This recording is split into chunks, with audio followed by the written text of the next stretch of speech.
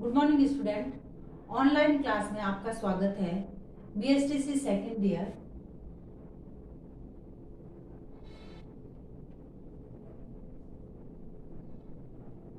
इसमें सामाजिक विज्ञान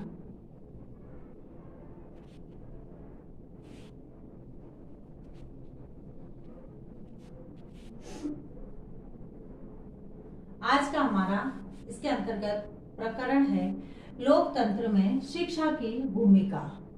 हमारा जो लोकतंत्र प्रकरण चल रहा है इसमें आज का हमारा टॉपिक है लोकतंत्र में शिक्षा की भूमिका।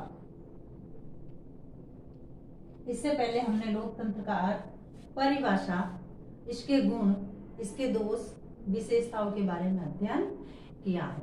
अब आज जो है लोकतंत्र में जो शिक्षा है वह शिक्षा लोकतंत्र में अपनी भूमिका कैसे निभा सकती है। जैसे लोकतांत्रिक व्यवस्था में किस प्रकार शिक्षा के माध्यम से सुधार लाया जा सकता है, क्योंकि कई जगह पर ऐसा है कि अभी भी लोकतंत्र की जो शासन प्रणाली है उसमें कुछ कमियां मानी जाती है, जो कि उसके दोष के रूप में हमें नजर आते हैं। उसी में से आज हम देखेंगे कि लोकतंत्र जो है वह शिक्षा की भूमिका, लोकतंत्र में शिक्षा अपनी भूमिका कैसे निभा सकती है। सबसे पहले तो कर्म पर आधारित सामाजिक ढांचा।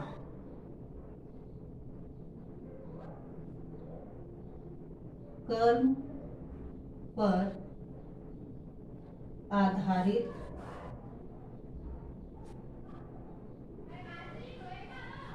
सामाजिक ढांचा, यानी जब व्यक्ति को जन्म, जाति, आर्थिक संपन्नता के आधार पर ऊंचा पद न देकर कर्म के आधार पर सामाजिक सम्मान प्रदान किया जा सकता है, तब जो है सामाजिक व्यवस्था भली भांति बनती है।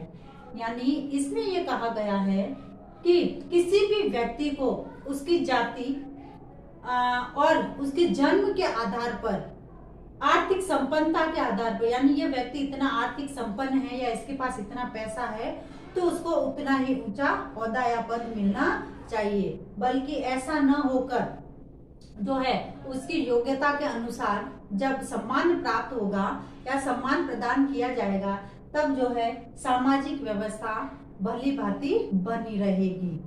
आधुनिक युग में उसी देश की सामाजिक व्यवस्था अच्छी मानी जाती है जिसमें सभी लोग अपनी योग्यता तथा शक्ति के अनुसार कार्य प्रतिष्ठा पाते हैं, न कि जाति, जन्म के आधार पर या उनकी आर्थिक स्थिति के आधार पर।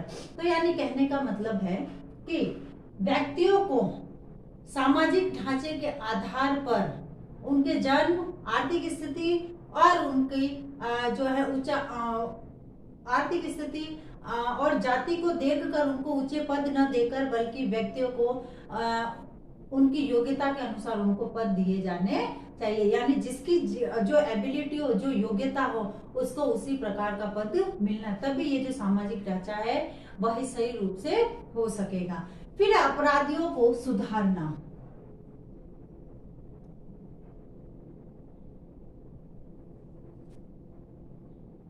अपराधियों को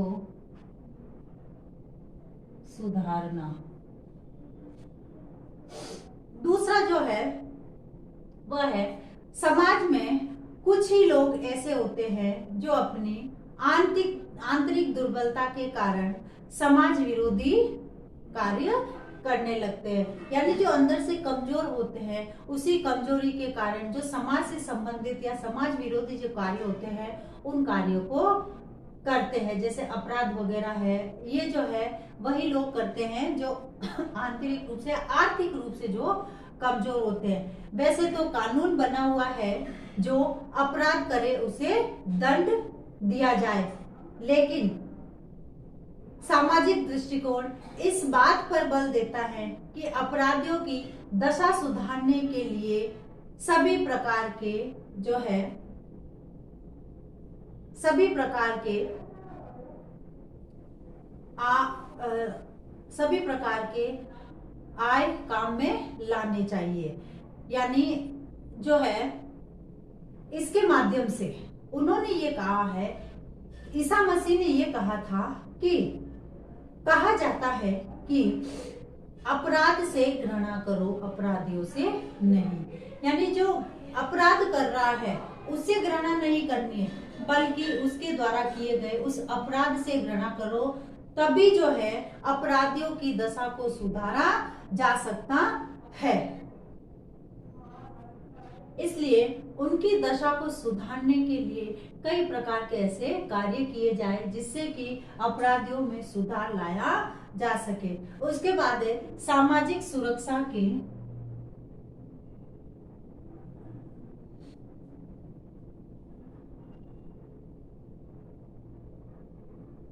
सामाजिक सुरक्षा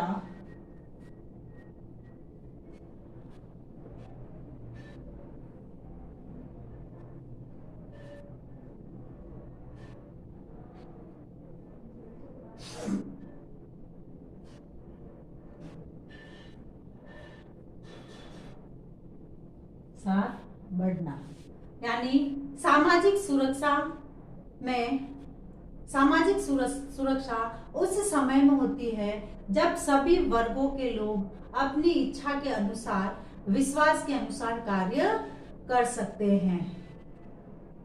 प्रत्येक प्रकार के वर्ग भेद को समाप्त किया जाना चाहिए। यानी प्रत्येक प्रकार का जो वर्ग भेद है, ऊंच नीच है या फिर जो वर्ग है, उस वर्ग के आधार पर जो है उन्हें रोका जाना चाहिए और समाप्त किया जाना चाहिए। जितने भी अनैतिक कार्य हैं उनको रोका जाना चाहिए। इसका सबसे अच्छा उपाय यह है कि लोगों के जो अच्छे विचार हैं उन अच्छे विचारों को प्रसार करना, उनके अच्छे विचारों को बताना।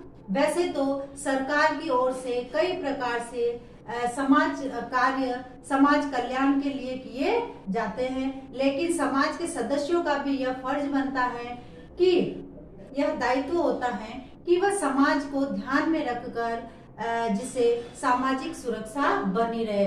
यानी समाज को ध्यान में रखकर ही ऐसे कार्य करने चाहिए जो कि समाज के लिए अनैतिक न होते हुए नैतिक हो, जिससे कि हमारी जो सामाजिक सुरक्षा है वह सामाजिक सुरक्षा बनी रहेगी। उसके बाद तीसरा जो है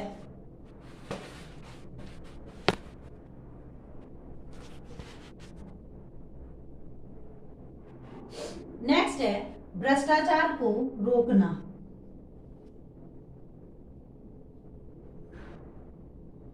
भ्रष्टाचार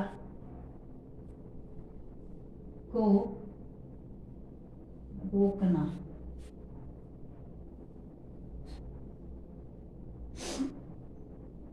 चौथा जो है लोकतंत्र में शिक्षा की भूमिका, भ्रष्टाचार को रोकना। यह माना जाता है कि वर्तमान समय में 90% लोग भ्रष्ट हैं। सभी कार्यालयों, विद्यालयों या अन्य कोई संस्था हो उसमें घूसखोरी और भ्रष्टाचार व्याप्त है।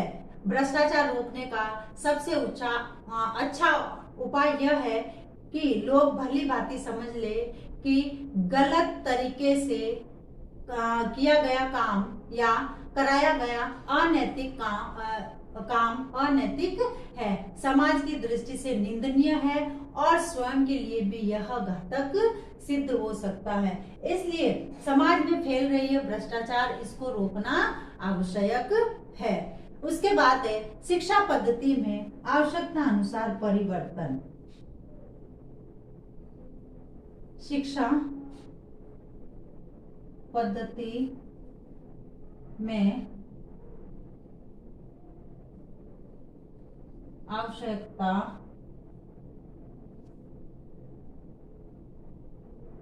अनुसार परिवर्तन।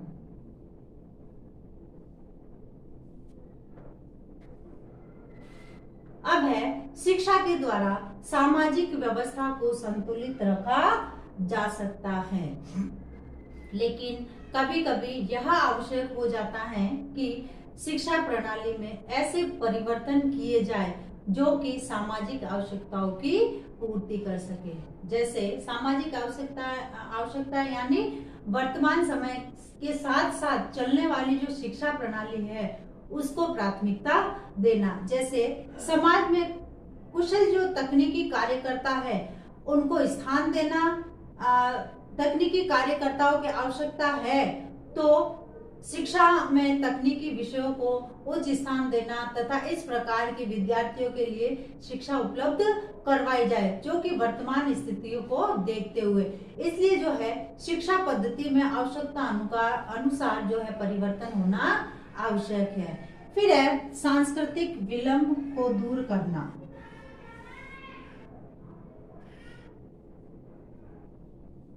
सांस्कृतिक विलंब को दूर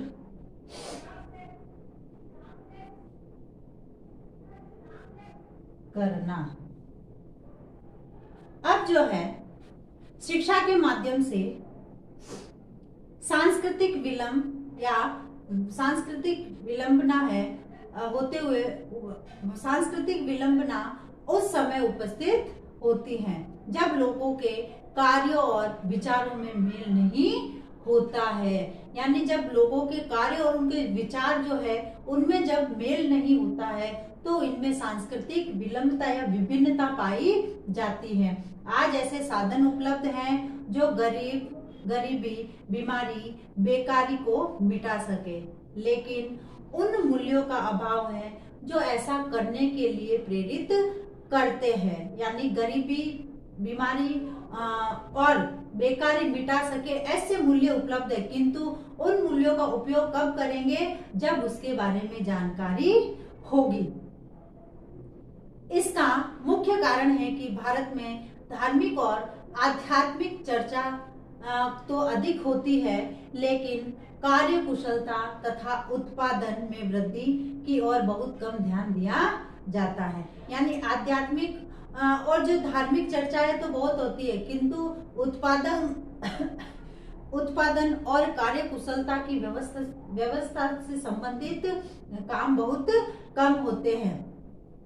सामाजिक व्यवस्था को अच्छा बनाने के लिए या दुरुस्त बनाए रखने के लिए सांस्कृतिक विलंबना को दूर कर रखा जाए और इसे उत्पन्न होने का अवसर ही नहीं दिया जाना चाहिए। यानी वर्ग के आधार पर और उनके कार्यों के आधार पर जो सांस्कृतिक जो विलंबना है उसको पनपने ही नहीं देना चाहिए। इस प्रकार से लोकतंत्र में जो है शिक्षा अपनी अहम भूमिका निभा सकता है, क्योंकि शिक्षा के माध्यम से जो लोकतंत्र में दोष पाए जाते हैं उन दोषों को दूर किया जा सकता है। अब एक विशेष बात, जैसे कि हम सभी जानते हैं कि कोरोना जैसी महामारी भयंकर रूप से फैल रही है, उसी के साथ ब्लैक फंगस और व्हाइट फंगस जैसी बीमारियां आ गई हैं। अब हमें और अधिक सतर्क तथा सावधान रहने की जरूरत है। 2 गज दूरी, मास्क जरूरी, बी स्टैंड बी स्ट्रॉन्ग। इससे संबंधित जो और आगे के पॉइंट है उनको हम नेक्स्ट वीडियो में करेंगे। स्वस्थ रहे, सुरक्षित रहे। धन्यवाद।